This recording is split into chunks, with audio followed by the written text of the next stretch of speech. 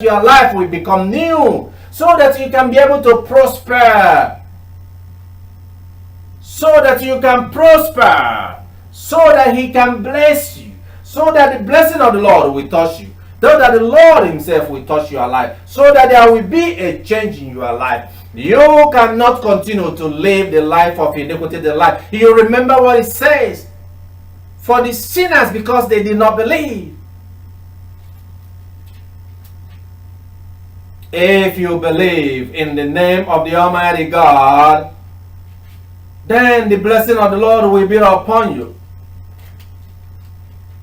But if you do not believe, how can then God bless you? How can God bless you if you do not believe in the Almighty God?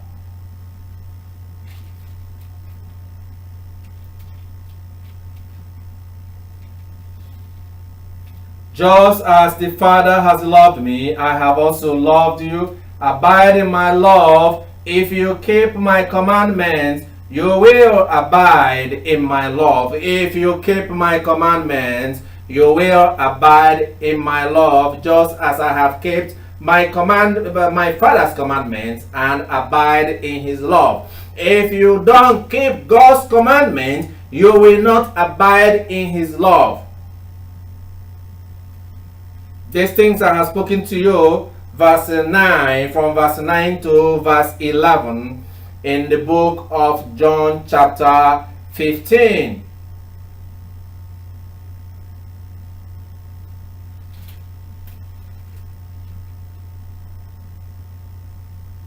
He who does not love me does not keep my words, and the word which you hear is not mine, but the Father's who sent me. Is the word of the Almighty God.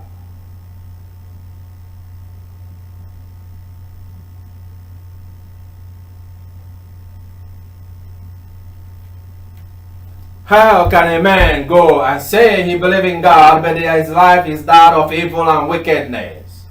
And he goes and he sees somebody. Why not live a life that also goes after those wicked and evil? Bring them to market square and charge them for their crimes and try them with the people of the community becoming the jury, so that God may be pleased that you're stamping away wickedness and evil out of your place. But not to go and kill the innocent and go and blackmail the innocent. And then you serve the wicked and evil because you make an account to somebody else.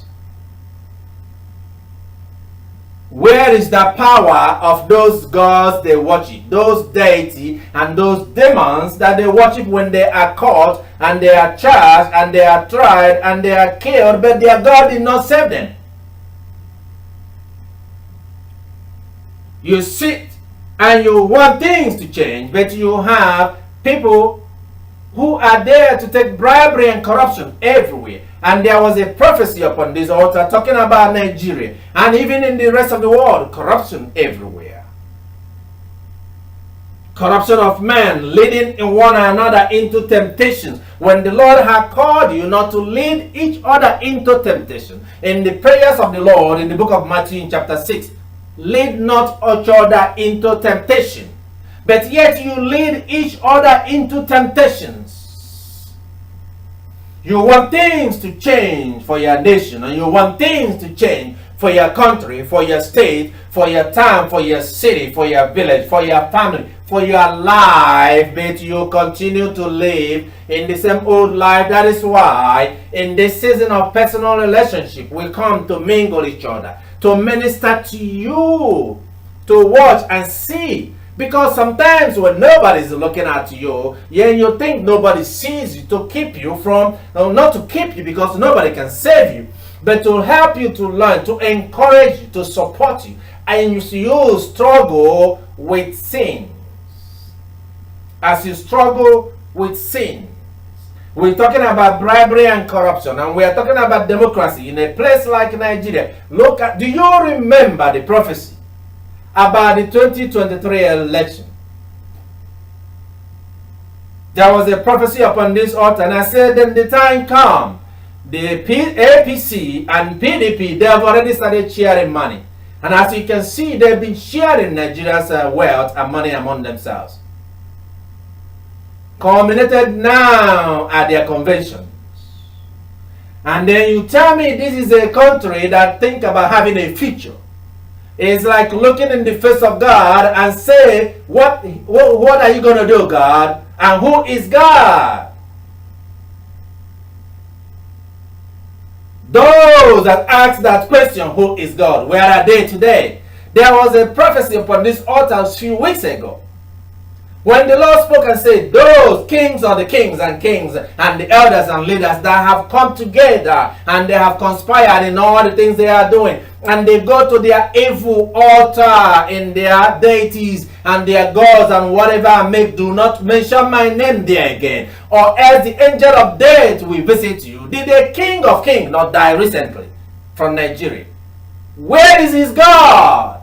And where is his power? Those that mix together and they connive in order to hold the people of Nigeria and Africa and all the black men around the world in the bondage, the stronghold they have put together. Did the Lord also not minister upon this altar then? Those that for his name use it in vain and they want to be God, and in the name of God they make it a business to kill one another and destroy human lives. And say they are defending God. Is God an idol like their deity that could not save them? That God cannot defend himself. And he said must not do that anymore. Then did the president not die in the Middle East? And all the presidents around the world went to bury him. Where is that God he saw?